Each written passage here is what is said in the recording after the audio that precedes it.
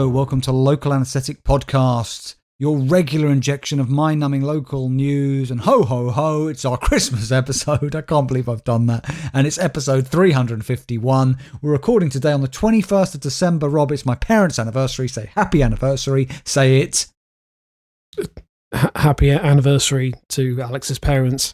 And joining us, as always, is Rob. How are you, Rob? Happy Christmas. Happy Christmas, and also to our listeners. Very well, yeah. I really wish I'd taken this week off work. I went into the office yesterday, and on the floor that I sit on, which can usually accommodate about 200 people, there was, it's a combination of obviously Christmas leave and COVID, but there were approximately 8 people in the office. 4 of which, by the way, were members of my team. But considering my team is only like 10 people, that gives you an idea. COVID? That's not even a thing anymore, man. Didn't you hear? There are no need for restrictions this year, mate. It's gone. Nobody cares. Square. True. Get over it. I think I'm quoting you from a previous episode. You are indeed. I'm surprised you remember. I do. Yeah, I think. Well, we're going to see the greatest hits of COVID played many times over the next couple of days. Really difficult to know, but we can enjoy Christmas apparently. So that's fine. I want that company, Rob, who make all those albums, to come out with one. Now, that's what I call COVID. I think so. I Face is Strange could mock that up for us pretty quickly. Oh, yes. I'd love that. You can just imagine like this, maybe like a psychedelic COVID, what do they call them? They're like the weird blobs. I suppose the proteins, the protein spikes on the... the protein, exactly. Which also looks like some sort of weird alien to me, but that's my own reading. I think have one of those on the box, and maybe just try and think of a load of COVID or infection related tracks, none of which come to mind right now. But Poison. I'm sure I can think of some. Maybe Poison by the Prodigy. Yeah. I was thinking Poison by Alice Cooper, also by the Prodigy. Different songs. Plus all the others. There are loads. Anyway, look, Alex, I have news as well. So I'm sure listeners are dying for us to crack on. Before you get on to the news, just quickly, I know people don't want to hear about COVID, but I just wanted to say I did enjoy Dominic Raab this week being sent out, and it was like the Dead Parrot sketch, wasn't it? Where he's being shown the pictures by Kay Burley of the wine and cheese party, which is what it clearly is, in the garden of Downing Street, and him saying, no, it's work. And it's like, he's like, well, look, the Prime Minister's got a suit on. Therefore, it's work. And she's like, but other people haven't got suits on. And he's just barefaced lying all the way throughout of it. And it was just brilliant. I think that's why this is why I think Dominic Raab is such a useful deputy leader, because he will just parrot any old shit regardless of what he's been told. He's the kind of man that I would imagine would read anything that's provided to him on a teleprompter. Yeah, absolutely. The man's a moron. So just 2 pieces of news very quickly. I just want to say thank you to Claire, who sent us a very lovely email just wishing us happy Christmas. She's still working her way through the back catalogue, which I'm always really by, especially. You've got to dedicate time to this, Claire. By the way, this is Claire in New Orleans, all the way over in New Orleans. If you're still working through it, you're really not investing enough into it, I would feel. Like, if you listen to about 10 episodes a day, 12 episodes a day, it would take you no time to work through. So you just get on with it. Alex, she was displaced by a hurricane. Just to remind you of that. And it's no excuse. If you're a dedicated listener, you're a dedicated listener. If you're not, you're not. There's no halfway house here. Well, apparently, she was very kind to say that our podcast provided her with some relief during those obviously what was quite a traumatic event, I imagine. You're making me feel bad now. Good. I'm not making any apologies for that.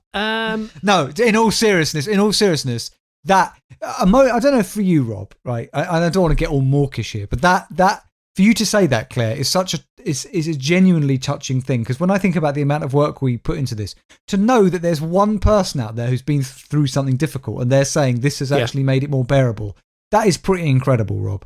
It kind of makes everything we do worth it. Yeah. And we could end the podcast now, and I'd be happy. And maybe we should do that, Rob. Maybe this should be our final episode because I'm sick of you. Yeah. Also, Alex, I'm very tired. Not just of you, just of life in general. I'm not saying I'm ending it. On my own life or anything like that. But and I mean, it would be a good place just to draw a line in the sand. I mean, she said she's on episode 75.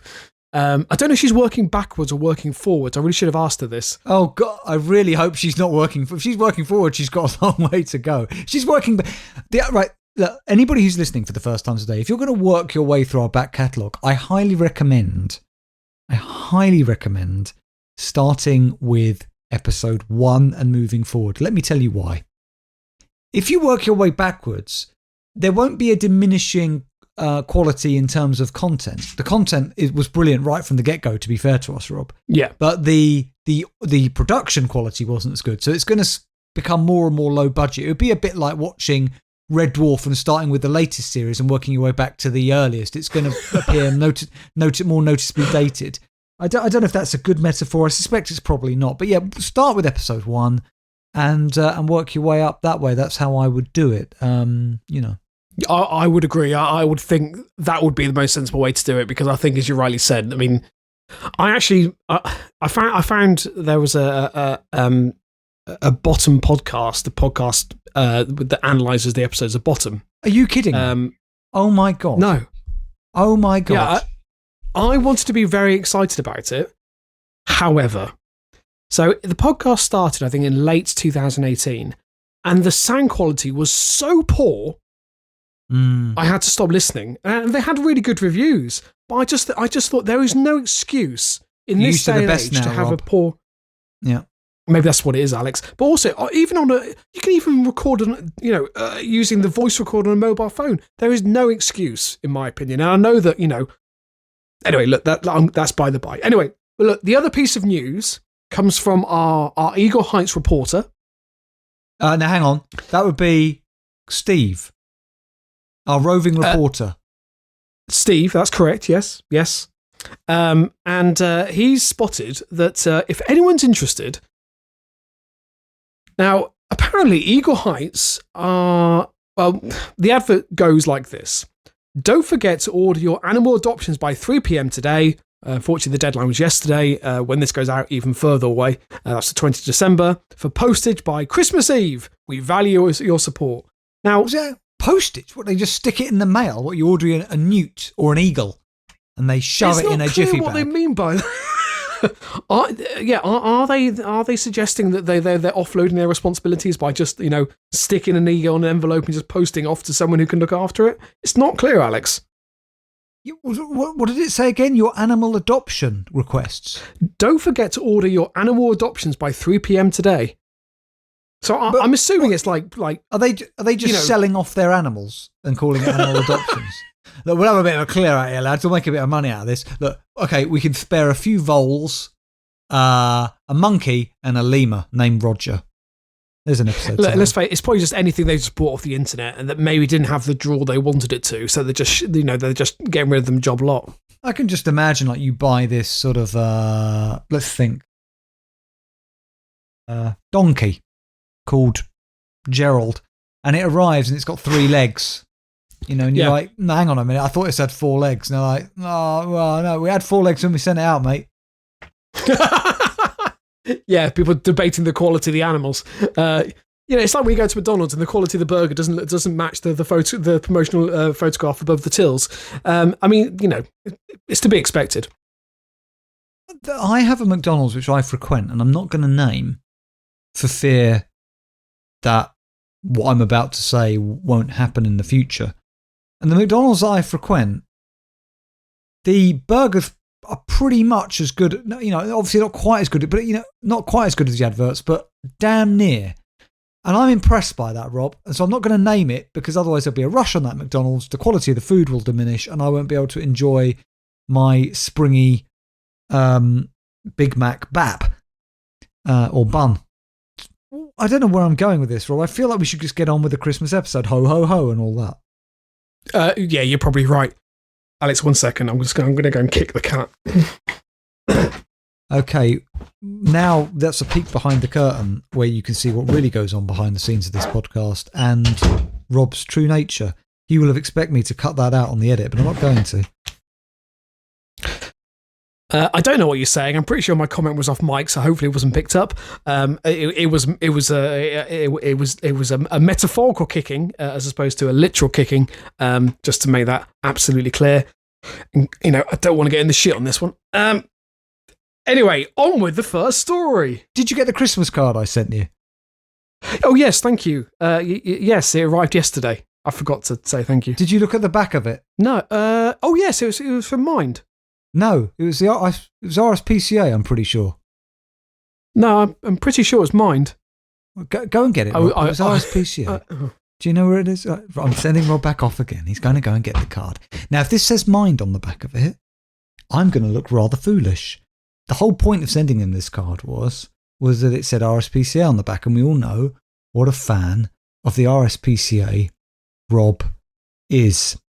We'll just wait now for Rob to return. I'm staring at a picture of surroundings where he records the podcast. I can now hear him entering the room again. Here he is. He's back. Well, he can say whatever he wants, of course. He hasn't brought the card with him, so... No, it is downstairs. You're right. It is the RSPCA. Well, there we go. So it was especially for you, Rob, that because I know what a big supporter you are of the RSPCA. I have, so. And this year I've actually made a charitable donation to the RSPCA after all my derogatory comments I've made about it. Is that true? No. No, why would it be? It was quite funny, actually, because when because Sarah opened your card and said, does Alex normally write like this? And I said, yes. She went, it looks like a child's written it. So I went, yes, that's just his handwriting. Is that? No, I did think it was particularly bad this year because of my eye, I'll be honest. Even I noticed. Yeah, that's fair. Poor. Yeah. Okay. Yeah. Rob, listen, let's start the fucking podcast. Rob is continuing to read the stories for us because of the ongoing situation with my eye, which I can't be bothered to explain again. If you want to know, go back a few episodes and listen to it. Of course, all your support and well wishes have been appreciated. Not sure I've gotten any, but that's fine. Rob. Oh yeah, Claire did. But thank you, Claire. Yeah, I'm only kidding. I know our listeners are there with us in spirit, but yeah. Rob, let's just get on with it. Okay, right. So, this is going to be a very metro-heavy podcast, listeners. I apologise in advance, but they've featured a lot of Christmas stories, which I feel needed covering. So the first story is by the aforementioned paper. It's from the 17th of December, by Michelle Thiel. I'm not sure. Are you ready for this? Always. Single baked bean lover called Captain Beany prepares for bean-covered Christmas dinner. Are you okay? When you said single baked bean, I thought this was going to be a story about somebody who bought baked beans and there was only one bean in the can. No, I'm pretty sure it's about a man who's probably single. Oh, I see. Right, okay. This guy is going to annoy me because he's going to be an idiot. I have a feeling that we may have covered him before, many, many years ago on the podcast. Because his name, Captain Beany, the name Captain Beany rang a bell because I think he has a baked bean museum, which I think is mentioned in the article. Not to me, Rob.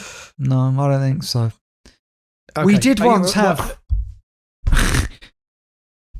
We did once have a story that we didn't feature on the podcast, Rob, that related to somebody being killed and a meal of cheesy beans. Oh, God, yes. But it broke our editorial standards. We were going to do it. In fact, I think we even recorded it and then took it out the edit. And from that point onwards, we agreed that we would never cover stories that involved human death out of good taste. Yeah. We will cover stories that involve animal death, of course, as long as they are in, the animals haven't died of abuse and things like that, So Rob and I do have editorial standards. There is a limit, isn't there, Rob? Well, unfortunately, I think the editor in chief, who unfortunately is above us in the pecking order, really would not let it pass, and our team of editors just followed him to the letter, and it didn't make it through to the final edit. It was a shame, though. It was a good story. No, it wasn't, Rob. It was horrendous. If you go back, anybody who is working their way through the back catalogue and listening to those early stories, you will notice that there is the odd story where probably if Rob and I were to go back and say, would we do that story now? There are a couple of stories that stand out to me that I think could be in bad taste. But we were young, we were foolish. It was the early heady days of this podcast, you know. But if that's your cup of tea and that's the kind of material you like, go back and listen to some of those early episodes. I do also. I think it's fair to. I mean, I'm pretty sure no one heard it, but there's also quite a slanderous allegation we made in episode 3 of the podcast that we didn't realise had gone out, had been published, and had to rapidly take the episode down, make and the re-edit edit and yeah. But our stats showed that one person had downloaded it in Iran before we had the chance to change it. So somewhere out there in Iran, somebody knows the slanderous allegation we made, which we can never repeat. On air. Rob, again, your story. Sorry, right, yeah, okay. A man calling himself Captain Beany from Port Talbot, Wales, will be celebrating Christmas with his favourite ever dish, baked beans. Formerly known as Barry Kirk, I'm not sure if he legally changed his name. Barry Captain Kirk Beany sounds like, I think there was an actor called Barry. Remember that guy who played, he was on the bill and he played one of the main characters. I think he was called Barry Quirk. I want to see how good my memory is and see if that person is real. You keep reading. I mean, that's a deep cut, Alex, yeah. So Captain Beany is absolutely obsessed with Heinz baked beans. He created a Guinness World Record in 1986 by spending 100 hours in a bath filled with beans. Don't know why. So Captain Beany, 67, even changed his name by Depot in 1991 to be seen as a local superhero. Not sure what he does. Well, he changed his name to Captain Beany. With that power? Yes, yeah. His Christmas will be filled with baked beans, even decorating his Christmas tree with with homemade Heinz baked bean baubles and cans. Captain Beany is single and has spent Christmas alone for many years, instead using the opportunity to establish his love for baked beans. He explained, I've been single all my life, so I'm spending Christmas on my own in my flat this year. Heinz brought out baubles in recent years, have they? And I've been hanging empty Heinz baked bean cans on the Christmas tree. There is a picture of him sitting in his, what I imagine is a one-bedroom flat with some, it's a baked bean clock, baked bean wall art, a tiny baked bean tree covered in Heinz baked bean tin baubles. Does he say where his love of beans began? No, unfortunately. But I mean, Alex, I have to say, right, he does go on to say that, you know, he loves his baked bean Christmas tree and has in fact kept it up all year round, despite people believing you shouldn't put your tree up early. But Captain Beany thinks it's so good. Now, we'll just say the baked bean lover has spent. Sorry. He leaves his Christmas. Sorry, Rob, you've got to slow down. He leaves his Christmas tree up 52 days a year covered in baked bean cans. Yes. Right, can I speculate something here? Of course. This man, obviously, look, for any listeners who don't know, I love Star Wars. I have a huge Star Wars sort of Funko Pop thing collection because I love the Funko Pop, so I've got loads of those. Right, so I'm a person who can collect. Let me tell you that. I get that. But baked beans, I like baked beans as much as the next man. Now, Rob, given that every area of my life isn't involved in Star Wars, that's the point, right? It's contained. Yeah. This is an interest I have. I'm not doing a Star Wars podcast, for example, right? Because, you know, it's contained, it's an area, it's compartmentalized. This man's love of baked beans, Rob, is so all-pervasive that we have, Rob, to consider the possibility and the likelihood, indeed, I shall say, that his love of baked beans must surely filter Alex, in, can Rob, I stop you there? to his sex life. Can I predict? Rob, right. He sticks his dick in an open can of baked beans. That's how he gets off. I'm saying it now. He might heat them up on the hob first, put them back into the tin, and then insert his member, but that's what he's doing. I mean, Alex, that might be quite... I mean, I'm taking a guess here, but I'm assuming you've never done that. But I imagine it could be quite a pleasurable experience. I'm not going to try myself. But the reason I mentioned it is because, yes, indeed it is. And I imagine that's what he, look, when I was a kid, I used to have the Heinz hot dog sausages in beans. I don't know if they were Heinz or an alternative. We all did, Alex. It was a staple. It was a staple of the 80s and early 90s. So I'm just saying, he's up to something similar. Again, look, this is pure speculation, although this man is legally called Captain Beany, so, all bets are off. I've got a story about beans, Rob, from a couple of days ago. I went to the supermarket, came home with my six-pack of beans, only to discover, Rob, I had bought Heinz baked beans, no added sugar variety. Now, I've never tried those. And there's no sweeteners in them either, so what are they? Just like bland beans in tomato sauce? Have you opened a tin yet? No. So you haven't tried them? No. I have tried them before because my dad needed a low sugar diet. So I've also tried Heinz sugar-free ketchup. And I don't care what you say, it does taste different. What about the beans?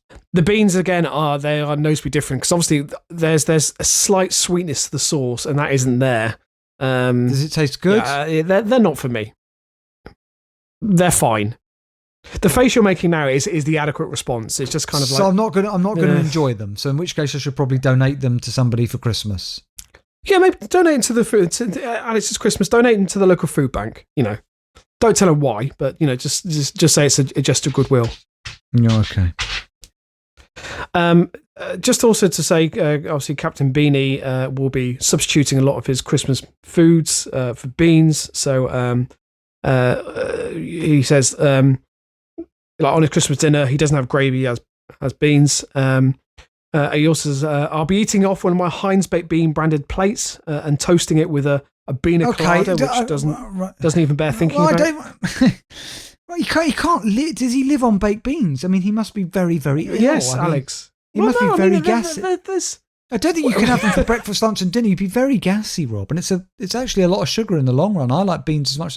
Does he vary it up? Will he have some days have beans on toast with cheese? Will he have a baked potato and beans, or is it just a plate of beans? I don't understand. Well, he doesn't go into much detail, but now I would just say he is dressed as Captain Beany, so he has obviously made this outfit of himself, and he has a nice picture of him pouring beans onto a Christmas pudding. They're also on some mince pies, and obviously his aforementioned Sunday roast. He has raised £100,000 for charity. I will just say that he is, he's a good guy. Captain Beany, Rob, has his own website. Have you visited it? No, I can't say I have. No, it's called Captain Beany. I'm looking at a man now in an orange suit, surrounded by baked beans. Been there and done that. Discover all of my achievements. He's been doing it for 30 years. He works with charities. Rob, can I ask you now to just put in captainbeany.com? I need you to see this. I need you to see the pictures. Is it a bird? Is it a plane? No, it's Captain Beany from Captain Venus. He hails from another warped time and dimension. He has been down to spread so much happiness for all human beings on planet Earth. Crazy record-breaking endeavours, political insanities, madcap inventing, global trotting ambassador and comic strip misadventures, madcap curator, and there's lots of pictures of his charity work. Rob, have you seen? Can you just scroll down and look at all the pictures on the main page where it has him at the London Marathon? Yes. Beanie in the City 2018. Can you look at those? I'm going to say something now, Rob, and it is going to involve me needing to put a bleep on the edit. Sorry, listeners. Rob, okay. There is.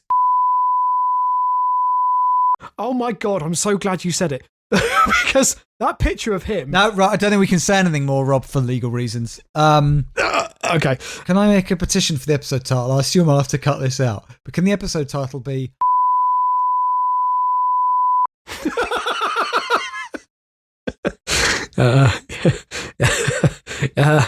Oh, if only we could. Anyway.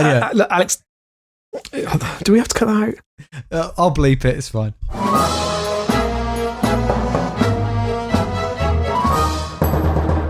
Move on to my next story from the Metro. It's from the 7th of December by Jen Mills. And Alex, I need you to be respectful because, we often forget, as many people do, that this is a not only a festive time of year, but a religious time of year. And also a sad time, Rob. Yes. Yeah. It's sad for many people. A lot of people don't enjoy Christmas, Rob. It brings back various bad memories, or they might find that time of year hard. I've made the petition for a long time that we should get rid of Christmas. When I mentioned this recently, certain of my family members did remind me that I have suggested that we get rid of Christmas, Easter, Valentine's Day, Mother's Day, and birthdays, of course, which made me realise that actually I am leaving no celebrations left, apart from perhaps Halloween, which I'd be happy to get rid of as well. So I've realised that maybe, Rob, I am being a slight curmudgeon, and maybe I should enjoy these sort of periods of festivity. Thank you for that tangent that really tells us everything we need to know that you are a complete and utter killjoy. I love Christmas. Also, Alex, I was trying to fill people with Christmas spirit, but just also bring it back to the central message of Christmas. Oh, sorry, the baby Rob, Jesus. Let me get back on message. Hang on. Ho, ho, ho, happy Christmas. Right, I'm not entirely sure that does it, but look, maybe this story will. Alex, we need to be somber for a second to remember the baby Jesus, and also, basically, look, there's been a visitation, okay? So the headline here is Crucifixion of Jesus appears inside Tangerine, or is it Superman? Sorry, Spiderman, wrong superhero. Well, look, it's very easy to confuse Jesus and Spiderman, or indeed Superman. One wonders, Rob, if in the distant future, maybe the Marvel comics, I don't know, there'll be some sort of apocalypse. Some Marvel comics will be left buried in the desert somewhere. Somebody will find them and wonder, are they canonical descriptions of human life prior to the apocalypse? And they might all start worshipping this being called Spider-Man. It's possible, Rob. What say you to that? I completely agree, Alex. And there's a possibility that given the supremacy of the Disney Corporation, that maybe at some stage they will start pushing the religion of Spider-Man, we all just have to step in line. Disney are the stewards now of the Star Wars franchise. I won't have a bad word said against them, Rob.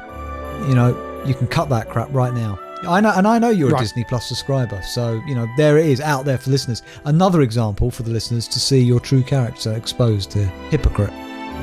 Alex, I will be the first to admit that I am the complete hypocrite because I very much enjoy the content of Disney Plus. So look, Alex, back to the story. A man has shared photos of a Christ-like figure suspended from a tangerine as if hanging on the cross. Okay, nothing, that's fine. Jesus often appears in bread, a frying pan, and other household objects.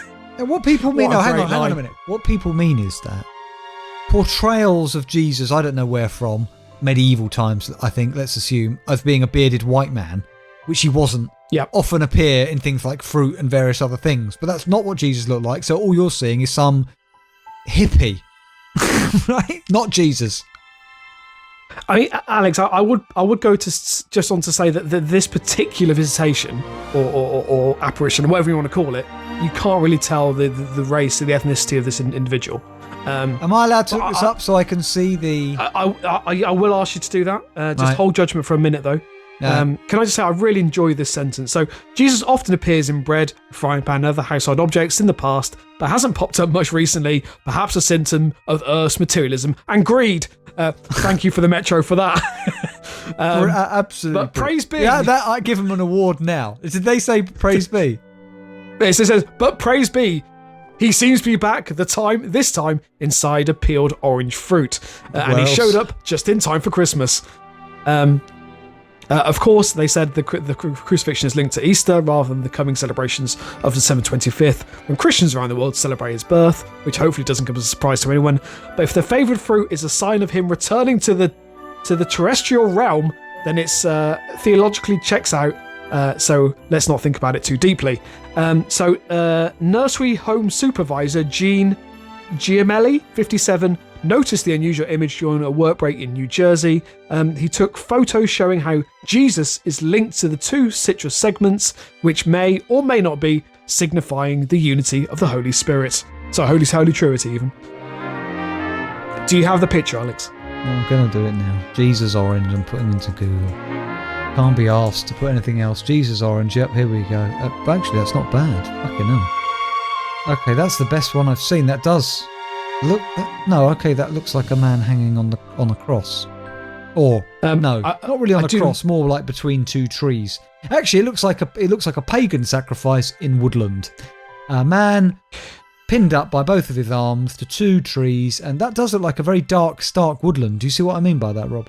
That's what it. Yeah, it does that's actually. what I see. Yeah, it does. I will just add this caveat. However, Gene from Vineland admitted that he did slightly alter the image. Hang of on the a Son of minute. God. It looked like 2 connected legs until I separated them. Well, Yeah. so it needed human intervention to now make it what he says it is. He's doctored this. Right. Are we to say he doctored it? Maybe he just needed for the human race to really engage. Because, I mean, with like a lot of religions, there needs to be a degree of interpretation. This was his interpretation, and now as a result of this, I'm going to worship a tangerine. Is that okay? Please tell me, I need this. Rob, I've lost interest. Sorry, I don't know what you asked me. Right, okay, fine. I mean, there's not much else to say. Despite the slight elements of the doubt, as the article said, 1,000 people have liked the photo he shared on November 17th.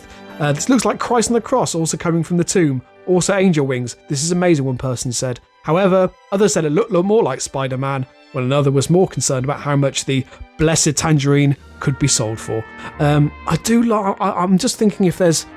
Could we potentially just have the blessed tangerine in the episode title? I don't know how we'd do that. Maybe Jesus Christ and the blessed tangerine? Could be a new parable. Yeah, potentially. I quite like that, Rob. Well, let's put it on the books. Yeah, okay. Well, Rob, look, before we move on to our next story, listeners will know, they've been hearing it for a while. We've had our advert, Rob, regularly playing on our regular episodes of LA with the advert for promoting our Patreon episodes, Rob. But no doubt everybody's getting a little bit bored of that. Are you getting a bit bored of it? I've been getting bored of it. Have you? I must admit, yeah, it's getting a bit tiresome now. Getting a bit tiresome, getting a bit stale. So I've made another one, Rob, with brand new clips in it, and of course something a bit Christmas themed. So here it is. I can't wait.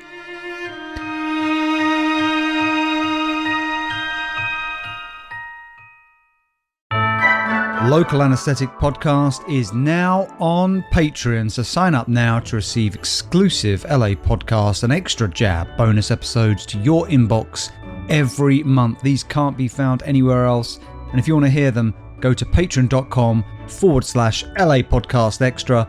More stories about stupid people doing stupid things. Teacher rushed to hospital after shoving USB cable in his penis. No, fuck off, he didn't.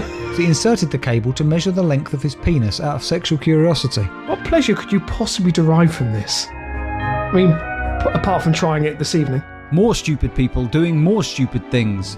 Parents ordered to pay 43-year-old son after getting rid of his pornography collection. I just feel bad for the parents because it seems like the one thing their son has managed to get right is the fact that he has a vintage pornography collection. That's the only thing going on in his life. Well, inside the boxes were films such as Lesbians in Tight Shorts, University Co-ed 25, and 1001 Erotic Nights. What can I see? What I'd like to know is, what was it? It was a University Co-ed 25. Did he have the whole University Co-ed series? And of course, the strangest news stories you've ever heard. Man left baffled after finding whole potato in his bag of kettle chips. What? Dr. Boyce, 38, was watching the deer's rut in Leicestershire when he felt peckish and opened a bag of crisps. What a strange... Was he having a wank? Was he? What a strange... So what a strange thing to include in the story. So the journalist went over there. They're like, tell us what happened. He goes, well, I was watching some deers have sex out of my window. Okay, Rob, now you have a very important update for us, of course. I sent you this earlier in the week. When I saw it, I knew it was retreading old ground, Rob, but it's final confirmation, I believe, of something that we long suspected. Do you want to tell the listeners about this very important update? Absolutely. So this is from the 9th of December. It was featured on itv.com. And I think to some extent, we all knew the truth, but we refused to believe it. Look, here's the headline. Croydon Cat Killer was foxes. Scientists say as DNA evidence shows link to spate of feline deaths. As the story says, Hang on a minute, Rob. I was just going to say, just to give us the context of this, for any of our newer listeners, Rob and I were covering the story of the Croydon Cat Killer from when it broke many, many, many years ago. Basically, this was about a spate of killings of cats found decapitated, cats found dead in very mysterious circumstances, all around a certain area. And originally, funnily enough, he was known as the Croydon Cat Ripper. Yep, that's right. That swiftly went, but Rob and I covered it when he was known as that. Then it was the M25 Cat Killer, and then it returned to being the Croydon Cat Killer. But and then there was an organisation that set themselves up called Snarl, this sort of rather vigilante sort of charity organisation who were going out there to try and solve this for themselves, and they were convinced that it was the work of a human, sadistic, feline serial killer. But other people, like police who investigated, said they just believed it was foxes, and this has rumbled on for years. Today it looks like we have final scientific, is it proof, Rob? I mean, tell our listeners, what are they saying? Well, I think you've missed a crucial element of the Croydon Cat Killer story. The splintering of Snarl. Don't forget that the Snarl were a dedicated pair. Unfortunately, her name escapes me, but Boudica Rising. They split. Boudica Rising, of course, split from Snarl after disagreeing. We're not making out one of the founding members of Snarl was Boudica Rising. There was another one, a guy who kept dead cat parts that he found in his freezer. They had a split. I can't remember why. And went their separate ways. Alex, why was he not a prime suspect? No, Rob. Just out of interest. Because that would be litigious. Right. And because it wasn't humans, it was foxes. Yes. Oh, I see. Right. I thought you meant he wasn't killing humans. Right. But look, back to the story. So foxes were most likely to be behind a spate. Most likely. That doesn't. It's still not over. Then is it, Rob? It's not over. No. So foxes were most likely behind the spate of cat deaths in South London, blamed on the so-called Croydon Cat Killer. New research shows a study by the Royal Veterinary College has linked fox DNA to the high-profile deaths of more than 300. 300. I don't remember being that high. That's quite staggering. Oh, it was high, Rob. It was many. It was a bloodbath. Yeah. Okay. So the 300 felines that were mutilated across South London between 2014 and 2018, the Metropolitan Police spent 3 years investigating the deaths amid fears that a cat serial killer was at large, but concluded in 2018 that foxes were responsible for the deaths. I'm just wondering whether the Metropolitan Police put pressure on the Royal Veterinary College to find something that linked to their initial. Rob, are you speculating that the Metropolitan Police had members of the force involved in sadistic, cat-killing, pagan, or even satanic rituals, and wanted this to be covered up? So put pressure on the Royal Veterinary College. Is that right? To find that actually it had nothing to do with the police, and instead blame innocent, much maligned fox. Is that what you're suggesting, Rob? Because that's what I'm hearing you suggest. I'm just putting it out there, Alex. Right. I mean, lunatic, absolute lunatic. Right. I don't know where you come up with these ideas from, Rob. Look, can I just say something quickly? It's animal related. Okay. Do you remember, Rob? You and I have a habit, Rob, of having started initiatives throughout this podcast that we've sort of dropped and have fallen by the wayside. And do you remember when we had a sort of ritual of renaming not renaming the actual podcast, but having upgrades to the podcast? We used to say that, like Apple had its operating systems, like it would have snow leopard, mountain lion, etc. We had local anaesthetic 1.0, and then we added upgrade to 2.0, and it was like local anaesthetic vol. Do you remember that? Yes. And we even I do indeed. That was many years ago on Facebook. Well, I was walking through a very nice park the other day, and there was this board up, and it's got, so basically I'm about to show you, Rob, a picture of 1, 2, 3, 4, 5, 7 circles, Rob, each with an animal inside and a description of the animal underneath. These are animals you can expect to find in the park. But the point is that even the icons look exactly like the old Apple ones did for their operating systems, where it would have like mountain lion, snow leopard, etc. If you have a look there, Rob, don't they? They look exactly like it. And I thought we Yes. could, if we wanted to resurrect the idea for local anaesthetic, we could use that. So I'm going to go through this. This would be our upgrade cycle. So we would start off, Rob, with grey squirrel. Yeah. The next one would be bat. The one after that would be fox. After that would be ring-necked parakeet. I mean, can't wait to get there. Love that. Grey-spotted woodpecker, robin, and finally, Rob, sparrowhawk. Alex, can I just say? Thank you. Also, we have been having complaints from listeners because obviously Vole is obsolete now. It's horribly out of date, and they have been asking when the update is due. So are we updating today? Should we just do it today? We'll say, right, your update is out, and we're updating to local anaesthetic 3.0 grey squirrel. Congratulations! It'll be with you in the new year.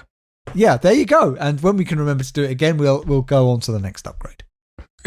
Yeah, in another sort of maybe 7-8 years time, was it Bat? Was Bat next? 7-8 years time, just like Android. Cool. Joking. Also, can I just say that Android are very good at updating? They are nowadays. Yeah. Occasionally. Look, anyway, Alex, it's time for the listener story. And now I'm going to ask the question. Hopefully you have it to hand. I'm hoping there might be a bit of a Christmas feel this week. Yes, there is. I'm going to play a very well-known Christmas song on my recorder. Hang on. Great.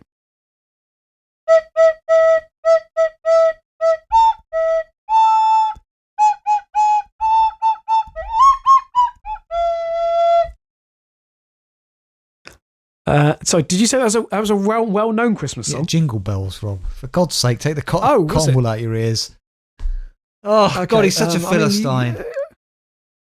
Alex, I'm sorry. To be fair, you could tell what that was. I mean, you hit probably about 40% of the correct notes. Also, the interesting fact that I learned this week, Christmas Jingle Bells was actually written about Thanksgiving. So another one for the Christmas table. I don't celebrate Thanksgiving, Rob, and neither do you. Need any facts? Yeah. Right. Okay, look. So this is from Kyber. I'll be honest, Alex, it isn't that topical. It's from the 16th of July. Right, so it's not going to be... Okay, is it not Christmas themed then? To end our Christmas themed episode? My God. Well, we didn't have any submissions. We didn't have any Christmas listeners submissions. I see. So we're blaming the listeners then. We could have made one up. We've never done that before, listeners. We could have said, Kirsty from Wolverhampton submits this story. Who's going to know? Yeah, good point. Well, Alex, I would know. And if nothing else, I feel this podcast is built on a platform of integrity and it is something else. Anyway, this is from. I think this is a new paper as well, by the way. So this is from the Slough and South Bucks Observer. There's that. It's by Matt Joy, which is very Christmassy. Matt Joy. Joy, Christmas, that whole connection there. Obviously the story isn't, but the headline is 100 sign petition to save beloved Jackie Potato stall in Slough. Could you not look so demoralised, please? Okay. Well, why did it need, if it was so good, why did it need saving? Well, it's something that I've obviously overlooked it at some stage, so I thought I'd go back in and just try and find one from the archives. No, that's not what I meant, Rob. You knucklehead. Listen, the listeners knew what I meant. If the potato stall was so good, why does it need saving? Right? If it had been supported by local people who loved it as much as they said they did, why does it need saving? That's my question. Well, we'll find out, Alex. Right. So, hundreds of people have, they're just repeating the headline. Hundreds of people have signed a petition calling for a much loved Jackie Potato stall on Slough High Street, obviously to be saved. The Jackie Potato stand is a family-run business and has operated on the High Street for 17 years. Right, so why is it going under? Because if people haven't been going to it, that's your own fault then. Don't complain if it's gone, if you've not been supporting it. I know I'm rushing to judgment here, but I suspect that's what's happened. Alex, it doesn't actually say in the article why it's going. Well, the only answer could be that it's not making enough money. It's not making enough money because not enough people are buying Jackie Potatoes, Rob. unfortunately, this is the law of supply and demand. If you sign up for a capitalist economy, this is what you get. If you don't like it, then you need to vote something else in. You need to choose something different. Sorry, Rob, I'm becoming very cynical. Yeah. Alex, this is supposed to be a joyous time. Ho, ho, ho, happy Christmas. I am the voice of capitalism, Santa Claus. Fill your stockings with my worthless wares. So Chrissy Hughes, who set up the petition, said, please join this petition to stop the council. So it's obviously the local council doing it. Just got images, Rob, of local government workers just throwing his potatoes onto the floor. Get out of town. He's just chucking them up against walls. Sorry, are you trying Move to Rutland? The local council? No, that is a very good reference to our last episode, Rob. Of this or the Patreon. Of the Patreon, actually. A very good reference to our last Patreon episode 11. Sorry. Yeah. True. Are you trying to maintain that Slough Council operate a dictatorship? Yeah. And is literally and is trying to systematically take down local food stalls run by families? Yeah. For no reason other than Are you putting that on record? No, I'm not. That's just a joke. So please join this petition to stop the council from affecting not only the livelihoods but a recognised and beneficial part of our community. In addition, the flower store, the fruit and veg, the burger van will also be affected. Okay, what's happening? What are the council planning on doing? I think just closing it down. No, there must be. Keep reading the story; it will be in there. You might not have seen it, but no story can talk about this and not say why they're being closed down. Okay, so there are people trying to earn a living. No. Support the petition. Several people have comments. No. Don't need to buy the comments. The only reason I go to Slough High Street is for Jacket Potatoes. Okay. I mean that's a sad indictment of the Slough High Street for the Jacket Potato store. It was part of my childhood. I always look forward to getting a Jacket Potato. God, it sounds like Dickensian England. I think there's absolutely no harm in having the van in the high street, and they should remain as part of Slough. It literally does not say what the council want to do. So I've got it here from the Slough Observer. So apparently he's known as Jacket Potato Man Jack Hughes. He's owned a stand in the middle of Slough High Street for 3 decades, 30 years, Rob. He earns a living serving freshly cooked spuds 7 days a week with his sister, brother, and his wife. So very incestuous. Proper family business. Luckily, the street trader has had massive support from members of the community and Slough Borough Council. Oh, so he's had support from Slough Borough Council as well. It comes after a petition circulated online calling for the authority not to stop street traders from operating in the high street. So basically, the local authority are wanting to get rid of market traders on the high street, even though a lot of them have been there for many years. Jack has said the potato stand is here to stay. He said, we've had lots of people ask about us and the petition. We're still doing well, although it's been a bit quiet recently as there are less people about. I think we do well because we're friendly and everything is made daily and cooked fresh. We have a laugh with people and get to know everyone. I've had people say to me that coming to get a potato is the highlight of their week. It's also very different. When you go to McDonald's, you leave. It's already cold. They stop here and it's cooked, fresh and hot. Rob, would you like a bit of background? In 1991, Jack's brother owned an ice cream store, but it wasn't doing as well as it could. It didn't take in money, and at the time there was a potato stand operating next to him. My brother noticed next to him this potato stand and asked the woman about it. She explained how she was thinking of getting rid of it, so he bought it off her. We've been going ever since, and it's been our livelihood. There are no comments on this story. Because, it's a really well-loved potato stand. What I was going to say is, look, I chose this story for you. This is my gift to you at Christmas. I know how much you love a jacket potato. I do actually. That's true. I do like a jacket potato. That's true. But I don't want to be typecast here. And no, I'm not. I mean, a jacket potato is a very malleable food in the fact that you can put a whole host of different toppings. I only like a jacket potato with tuna mayonnaise and cheese. That's how I like it. Really. Well, then you're stereotyping yourself. But Alex. Look, the people of Slough are with you. They love a jacket potato, and they want to preserve this jacket potato store for their children. But I don't care, Rob. I believe that all these sort of small independent traders should be just washed out into the ocean, out into sea. All we need, Rob, are the big conglomerates: Amazon, Apple, Google, Disney, Facebook, things like that, and they can run everything. We don't need any of these small little businesses anymore. Rob, we can live just with those things, and they, they can rule our lives. And that, I believe, is fully in the spirit of Christmas. Don't forget Coca-Cola either. Ho, ho, ho, Merry Christmas, etc. Yeah. Okay. That's definitely the end then, isn't it? That's the end of the podcast. Are we doing a carol this year or not?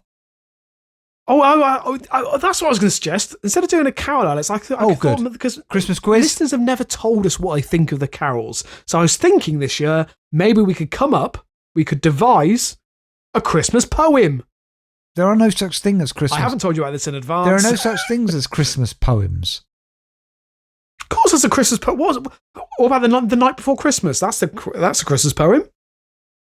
Yeah, it was towards the night before Christmas. No one was stirring, not even a vole. Dog. I don't know. Vole. Yeah, vole. No, I don't like this idea. How are we going to do it? Well, I thought that I could start it off. Then you can give me another sentence. Then at the end of that sentence, I'll try and find another sentence that has a rhyming couplet at the end of it. Okay, let's try it, Rob. Okay. Okay, right. So I'm glad you're on board. Okay, so let's have a think about this. So it was. Hang on. So 'twas the week before Christmas, and COVID was rife.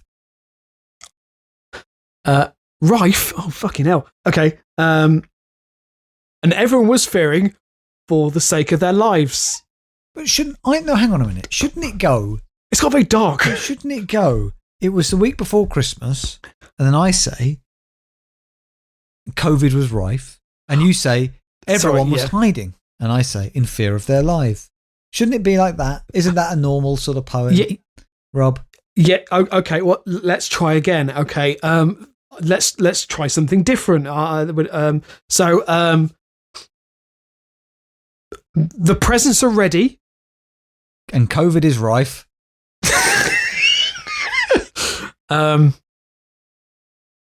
The children are steady, but I fear for my life. Right, okay, let's just finish the podcast. It's getting dark.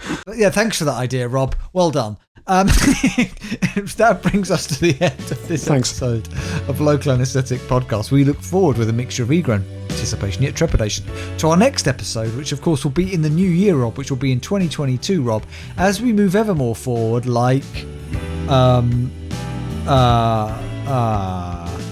we move ever more forward, like Santa, who I believe now works as an Amazon delivery driver, delivering happy Amazon packages down from his remote controlled drone, because he no longer has to use the sleigh. He's got a drone to do it all from Lapland, and drops them onto your doorstep or your rooftop or wherever else. Of course. And if you're lucky, you're going to get an orange, and if you're lucky, when you peel that orange, inside is going to be Jesus Christ crucified on the altar of capitalism. Rob, just like that, we move ever more forward to our next episode, which will be episode 352. And of course, we thank you for listening. Now, look, we are going to be back, as I say, in 2022 with our next episode of the regular LA. But of course, you heard the LA Christmas advert earlier, the LA Christmas advert for our Patreon episodes. If you want to come and join us over on Patreon now, we're also going to do a Christmas special over on Patreon.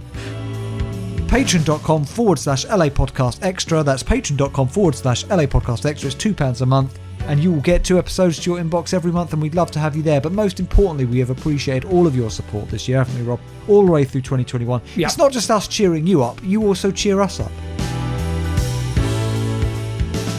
Without our listeners, there would be no us, because, Rob, if we were just talking to an empty vacuum, this would not be fun. It's all the lovely feedback we get, the lovely reviews, the contributions, everything that makes it worth it for us. So we do want to put out a big thank you to you all. So as you can see, I am full of some of the Christmas cheer. A thimbles.